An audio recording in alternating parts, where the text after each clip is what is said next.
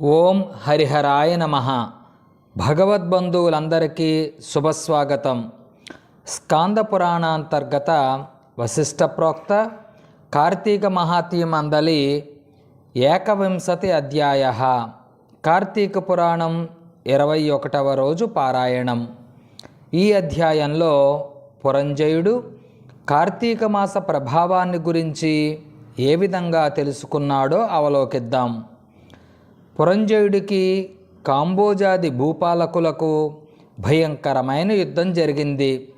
ఆ యుద్ధంలో రథికులు రథికులతోనూ, అశ్వసైనికులు అశ్వసైనికులతోనూ, గజ సైనికులు తోటి గజ సైనికులతోనూ, పదాదులు పదాది సైనికులతోనూ, మల్లులు మల్ల యుద్ధ నిపుణులతోనూ, ఖడ్గాలు గదలు బాణాలు మొదలైన ఆయుధాలు ధరించి ఒకరిని మరొకరు ఢీకుంటూ, హోంకరించుకుంటూ, సింహనాదాలు చేసుకుంటూ, శూరత్వాన్ని వీరత్వాన్ని ప్రదర్శిస్తూ,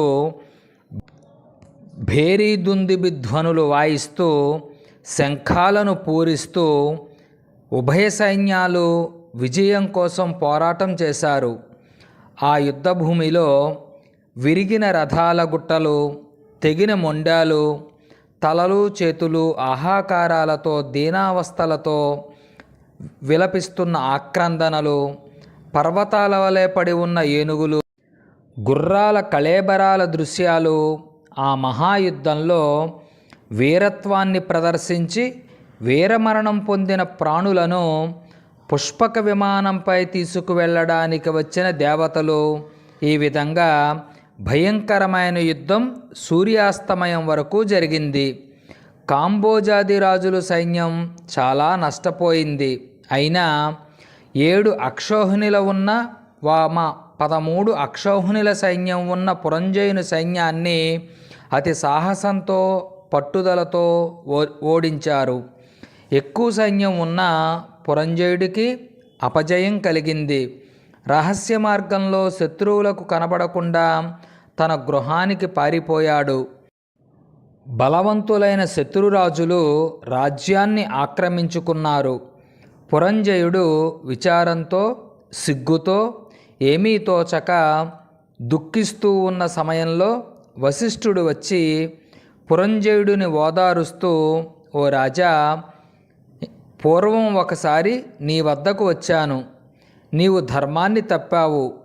నీవు చేస్తున్న దురాచారాలకు అంతులేదు. ఇకనైనా సన్మార్గుడివై ఉండమని హెచ్చరించాను. అప్పుడు నా మాటలు వినలేదు. నువ్వు భగవంతుడిని సేవింపక అధర్మ ప్రవర్తకుడివై ఉన్నందువల్లే ఈ యుద్ధంలో ఓడిపోయావు. రాజ్యాన్ని శత్రువులకు అప్పగించావు. ఇప్పటికైనా నా మాటలు విను. జయాపజయాలు దైవాధీనాలు అని తెలిసి కూడా నువ్వు బాధతో కృంగిపోవడం ఎందుకు? నువ్వు శత్రురాజులను యుద్ధంలో జయించి నీ రాజ్యాన్ని నీవు పొందాలనే ఆలోచన ఉంటే నా హితోపదేశం విను. ఇది కార్తీక మాసం. రేపు కృత్తికా నక్షత్రంతో కూడిన పౌర్ణమి. కాబట్టి స్నాన జపాది నిత్యకర్మలను ఆచరించి దేవాలయానికి వెళ్ళి దేవుడి సన్నిధిలో దీపం వెలిగించి దీపారాధన చేసి భగవంతుని నామస్మరణ చేస్తూ నాట్యం చెయ్యి. ఈ విధంగా చేస్తే నీకు పుత్ర సంతతి కలుగుతుంది. అంతేకాదు, శ్రీమన్నారాయణుడిని సేవించడం వల్ల శ్రీహరి మిక్కిలి సంతోషించి మీ సమస్త శత్రువులను సంహరించడానికి నీకు చక్రాయుధం కూడా ప్రసాదిస్తాడు. కనుక రేపు ఆ విధంగా చేస్తే నీవు పోగొట్టుకున్న రాజ్యాన్ని తిరిగి పొందుతావు. నువ్వు అధర్మ ప్రవర్తకుడవై దుష్ట సహవాసాల వల్ల నీకు ఈ అపజయం కలిగింది. కాబట్టి శ్రీహరిని మదిలో తలచుకుని నేను చెప్పినట్లు చేయమని వశిష్ఠుడు పురంజయుడికి ఉపదేశం చేశాడు.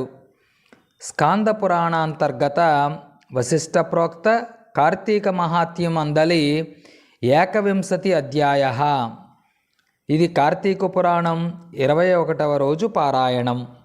శివాయ విష్ణురూపాయ శివరూపాయ విష్ణవే శివస్య హృదయం విష్ణు విష్ణోస్య హృదయం శివ. స్వరార్చన. Doctor SRS Kolluri. ఈ యూట్యూబ్ ఛానల్ సబ్స్క్రైబ్ చేయండి. తదుపరి ఆధ్యాత్మిక పరిమళాలు గల వీడియోలు మీకు నోటిఫికేషన్గా వస్తాయి. హరిహరార్పణమస్తు. స్వస్తి.